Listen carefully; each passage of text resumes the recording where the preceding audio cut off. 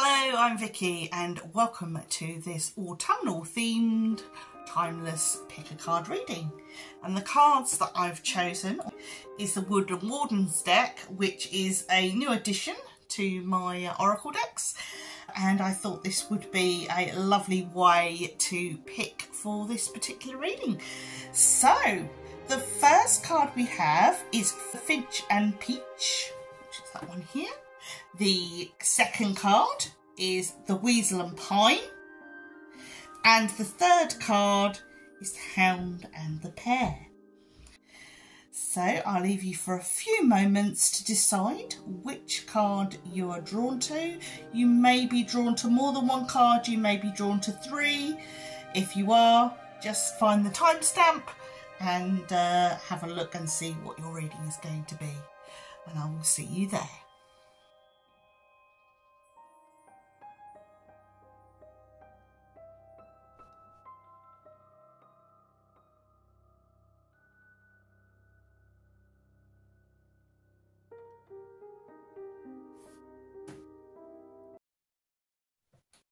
Hello card 1 and welcome to your reading. The card you have chosen is the Finch and Peach and the watchword here is romance. Ooh, that's quite exciting. I am going to have a little look at the guidebook here and I'm going to use the meanings from here. It's to say this is a deck I'm not quite familiar with, so I'm going to use this for a little while. Right, okay. The Finch and the Peach. Meaning, romance. Love is in the air when the finch and peach appears. The peach, a sweetly scented, heart-shaped fruit, has long been associated with fertility, sexuality and love. And the lively finch symbolises exuberance, enthusiasm and excitement. Your vibrancy and charm have led to a blossoming new romance. Be open to and accepting of new love's many delights. Ooh, that's exciting, doesn't it? Love can mean lots of different things. You can have love between friends, you can have love between family. The Greeks had about 5 different names for love, and perhaps this reading is going to be based a little bit more on romance coming into your life. So let's have a look at these cards. What decks I've got for you today is I have the Soul's Journey Oracle cards. And then I have the Secret Tarot. So we'll have a look and we'll see what we find. We have forgiveness. We have purpose. And finally, we have humour. Forgiveness. I acknowledge that harbouring resentment blocks the flow of love. I know what I am here to do. Purpose. Humour. I choose to focus on the lighter side of life. What I'm saying here is perhaps somebody is going to come back into your life who perhaps in the past things have sort of ended on a sour note and left a nasty taste in the mouth, but perhaps this person coming back has done a bit of work on themselves. They've perhaps realised the error of their ways and they want to make amends. Whether or not that is going to lead to a restart of relationship, I can't tell. I think that's really going to be up to you, but it's certainly there for the taking. Like the peach is there for the taking, as it were. I can see that this person's got a bit of a gift of the gab and they make you laugh, they make you feel good, but at the same time they've let you down. Almost like they've gone chasing after something that they thought they wanted, and then when they got it they realised they didn't want it and that they had a good thing previously, and now their sort of purpose is to get that thing that they've realised they actually wanted. That's the energy I'm getting here. They're now purposefully trying to put their ducks in a row and get their life together and show you that they mean what they say and that they are worthy of a second chance. Or third chance I'm getting. This person might have given you a real run around. For some of you, it will be very hard to forgive. And for others, it won't be. But that's the feeling I'm getting from this. It's very interesting what we get in the tarot about this person. Oh, Hierophant, right. Then we've got 5 of Wands. 7 of Pentacles, that's interesting. Knight of Wands. And finally, oh, we have the Ace of Cups. I think it's going to work out this time. I'm getting this person's learnt their lesson and they're going to take things a little bit more seriously. Even though we've got the humour here, it's more like, well, I know I messed around in the past, but I've grown up and I want to take things a bit more seriously and not, you know, I'm not messing about. I'm prepared to put the work in. Coming to you quite a humble manner. You don't tell them what they've done wrong, okay? They come to you and they lay it on the line. They show you it's more than words. That's what I want to say, you know. If you're with someone who just gives you the gift of the gab all the time and doesn't actually make any changes, then forget them. But if this person's actually showing you that they come to you in a very humble way and they really demonstrate that they are not only ready for change, they're actually doing it. That's the really important bit. That they're not mucking around. You know, they've put their big boy pants on, or big girl pants, depending on who it is. And they've recognised that their behaviour wasn't right. And not only have they recognised that, they're actually making changes. So it's, I want to say happy ever after or something like that. Relationships are relationships. Nothing is ever perfect. If it's perfect, it'd be boring, wouldn't it? So yeah, it just feels that maybe the second time round, maybe first time round was a false start. And as much as it hurt you, you have to be prepared to say, okay, I'm going to give you a chance. Obviously, if they screw up a second time, you know, boot them out the door. But with this, it's saying it's worthy of that second chance or third chance, as I keep hearing for some of you. Okay. I hope that helps. I hope that you've enjoyed this little short and sweet timeless reading. And I hope to see you again with another one of my videos. If you like what you see, give me a little like, send a comment, subscribe even, that would be lovely. With the comments, they are held for review because unfortunately on a lot of tarot channels there are some scammerinies about. So in order to prevent them from messing with you, I put my comments on review. And I regularly check them.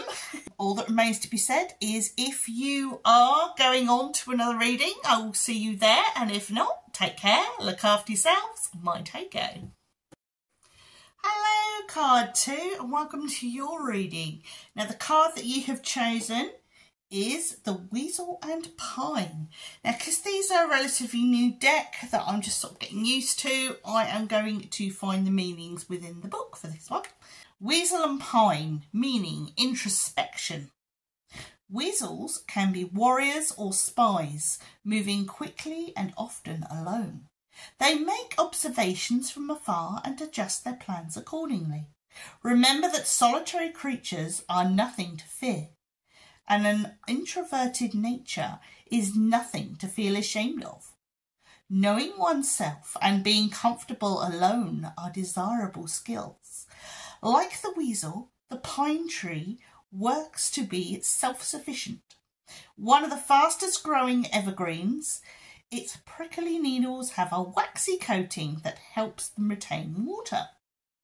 You are called to a time of solitude. Isolation allows for contemplation, which can lead to self-knowledge. So we are looking for a little bit of alone time at the moment. So we'll have a look in the reading itself and see how that is going to affect things. Right, the first one we have here is Voyage. You already have all the answers. The second card is Stars. You can manifest your every wish. And finally, Universe. We are all just stardust.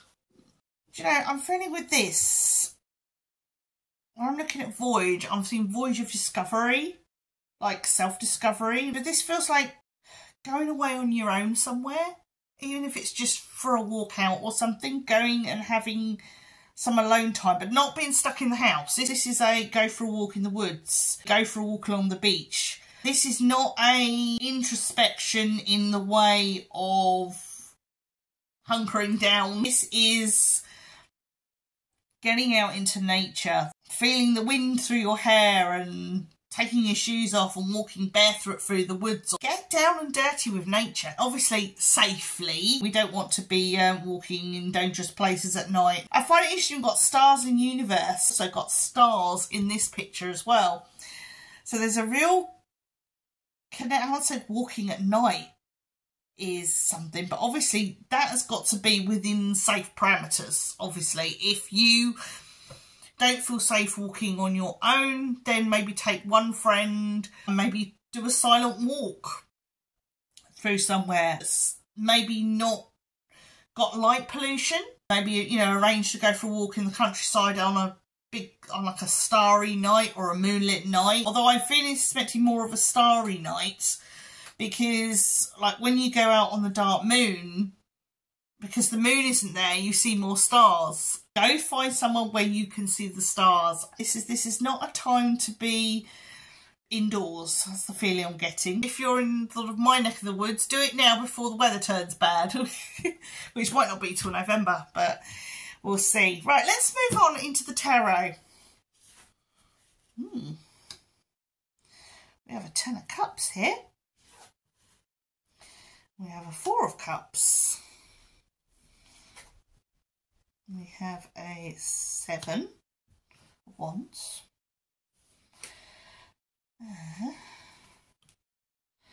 Hierophant. And the Empress reversed. That's interesting, because that's Arwen, which is Aaron's daughter.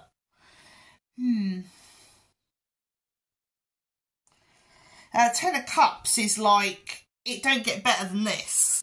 Four of Cups. I want to say that there's somebody coming into your life, which is why you need to do all this preparation. As I just noticed here, she's looking at these ink blots as well. Oh, actually, no, it's a map. Sorry, eyesight. I feel like this Seven of Wands is heralding somebody new coming into your life who is going to upset everything you know. Everything you thought you knew about yourself, everything. And I feel this alone time, this introspection. It's either you are going to enter a new group of people or somebody's going to enter your sphere of people. And they are going to... It's almost like life is good. Everything's just sort of... But life is so good it's boring. And then somebody is going to come in and just shake everything up. Someone's going to come in and just rock your world and turn everything upside down. We've got the Empress sort of turned upside down. We've got Elrond here. And it's almost like calming the chaos. That's the feeling I'm getting with Elrond in this reading. Is he's calming the chaos. In fact, this might even be you. You're the calm person in the chaos. You need to be calm in the chaos because there's somebody coming in to... I don't think it's upset the apple cart in a negative way either. I think this... It's almost like this needs shaking up. This happy clappy life, this easy life, this... It needs shaking up. It needs some excitement. And I feel that's what's coming in. And you need to keep level-headed while all that is going on, because the ride is exciting, but okay, it's unsettling. We have the Empress who is unsettled, you know, almost like she's been dethroned. Now we've got as I say, the Hierophant energy is the only energy left that is keeping everything together. So, ooh, fun. But what I'm getting with this is ride with it. Don't push against it. Don't try and keep everything as it is. This is a necessary piece of chaotic, universal fun time because things were getting stale. You know, sometimes things can be too good in life and it gets stale and you need a bit of excitement, and that's what's coming. So go within, get some introspection, ground yourself, prepare yourself, because it's going to be a bumpy ride, but not in a bad way. Take care, look after yourselves, and if I don't see you in another reading, mind how you go. Hello, card 3. Now, I don't know if you're into unicorns or something, but this Unicorn Oracle deck came through really strongly as wanting to be read today. And then when I came to pull out the cards, I only wanted to pull out 2 cards. So, interesting. It's not a deck I use very often. So, for it to be pretty insistent that it wanted to be read today, I was like, oh, okay, fine. And then the other deck I've got for you is the Elemental Power Tarot. Okay, so without further ado, we will start the reading. And the oracle card that you chose is the Hound and the Pair, and we have Loyalty. That's your card here. Okay, we have Loyalty, and I'm going to read from the book because I've not had this deck very long and I'm still getting used to it. So we have Loyalty. The hound is the ultimate symbol of loyalty and friendship. Stories are abound in folklore throughout history of dogs protecting their companions, saving children and alerting their masters to danger. Lassie, that's what I think. If any of you are old enough to remember Lassie. Little Johnny's down the well and all that. The legend of Saint Gwynethort, I hope that's how you pronounce it, is one such story. This 13th century French greyhound saved his owner's infant son from attack from a viper.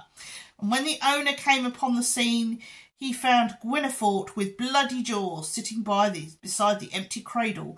Believing the hound to be the murderer, the owner killed Gwynethort. Only later, when he heard his son's cries, did he discover him beneath the cradle next to the dead snake. Did he realise his tragic mistake? Like the faithful hound, the pair is a symbol of care and affection, often given as a gift. It is sweet, but easily bruised, requiring tenderness from its handler. And it says, a friendship is flourishing. Your kindness and loyalty have been noted and your friend appreciates you. Isn't that lovely? When I think of a loyal hound, I think of the Silmarillion and Beren and Luthien and the hound Juan and the way that he protects Luthien and helps her escape. Sort of switches allegiance from his master, Celegorm, and he is one top dog. So if you ever read Beren and Luthien, which I totally recommend everybody reads, at least reads Beren and Luthien, best romance ever, you will find Juan is just the greatest dog in the world. Right, reading time. So, we've been a loyal friend and I don't think we realise it, but maybe the little things that we've done have been more important to somebody than anything else. Just reaching out to someone, saying hello, asking how they are. All these things count. It may not seem like a big deal for you, but it might be a bigger deal for them. Carry on being that loyal, faithful companion in whatever capacity that is. It doesn't have to be big things. Let's have a look at these unicorns. I've been so insistent that I use these today. Ooh. And the first one I get is the Christ. Interesting. This does feel a very spiritual reading. I've got King of the Unicorns. Right, we've got the Christ. Open the door to the kingdom of heaven. And King of Unicorns, you are blessed with majesty, vision and power. This really feels like you're going to be rewarded big time for your loyalty, for your compassion and care for somebody. They are going to really show you how much they value you. That's really, really lovely. I'm going to read from the book because I don't use these unicorn cards very often, and I really feel that there is a message for you from this, and I want to make sure, seeing as they only wanted me to use 2 cards, and these 2 cards are pretty powerful, and so I am gonna, I mean, I'm not a Christian, but I do appreciate that the Christ, some people, is an extremely powerful soul and spirit. So I'm just going to read what it says in the book for these. And it says, the Christ and unicorns both love unconditionally. This card invites you to radiate pure love without judgment to everyone you meet. This will open the doors of heaven to you. And the affirmation is, I love unconditionally. And then the King of Unicorns, which is the other one. And we've got here, God, they're so close together as well. The King of Unicorns has an open heart, third eye and crown. He is a mighty being with this special, this is a special card calling you to stand in your power with dignity and majesty. Affirmation, I act regally. So you really are the bee's knees today. I feel there's a really, really strong message here. Someone wants to give you a big pat on the back and say, we're looking out for you. That's awesome. That's really lovely. Ooh, goosebumps. Right, let's get on with the tarot part of the reading. And we have the 4 of Pentacles reversed. The 3 of Swords, the Moon, the Fool, and 9 of Swords reversed. I'm just getting an overall feeling of, the big word I'm getting here is ascension, moving forward, but it's like leaving stuff behind as well, be it move forward in life with new opportunities, or we go from one realm to another. We have to leave something behind. Pursuing material things is not going to give you any happiness. They're saying seek out more spirituality. That's where you're going to find your happiness. That's where you're going to find your levelling up. And all these worries and concerns are not going to be a problem anymore, or not. You all have problems. Everybody has problems. But I'm just getting this sense of leaving unhappiness behind. It's almost like you're so focused on you're so focused on things. Your focus is too much. I must have this, I must have that. Very commercialised. And this is saying no. Move totally away from that. It's a big change. That is never going to bring you happiness. What is going to bring you happiness is... I'm getting You've Got a Friend in Need. It keeps drawing me back to the Hound and Pear. It's just saying, you know, if you really want to find happiness, if you really want to find the answers to what you are seeking, then you need to sort of not have so much concern about things. Seek a more spiritual, less cluttered, I don't know, minimalism, whatever. You don't need as much as you think you need. You don't need to be keeping up with the Joneses. You don't need to be...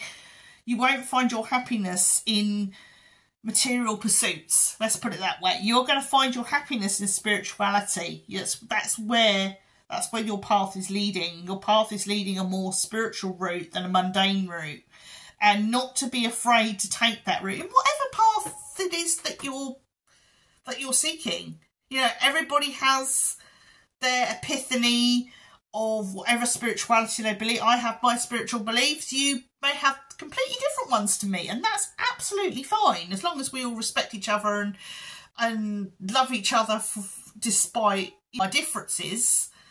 When it goes wrong is when people start saying that their way is the only way and everybody else is wrong. That's when it's wrong. But when we are embracing everybody's differences, that's when it is right. So yeah, what I'm getting from this, and it just feels like a real turning point for you to basically focus less on the material and more on the spiritual. Okay, so if I don't see you in another reading, give me a little like, little subscribe might be nice. Leave me a comment. I do hold my comments for review to basically protect you guys from scammers and people who impersonate, so I can sort of remove them before they even get near my followers or subscribers. So, and if you do leave me a comment, I do check them every day, or at least every couple of days, and if I see a comment, I'll pop it up. Okay? Apart from that, take care, look after yourselves, and mind how you go.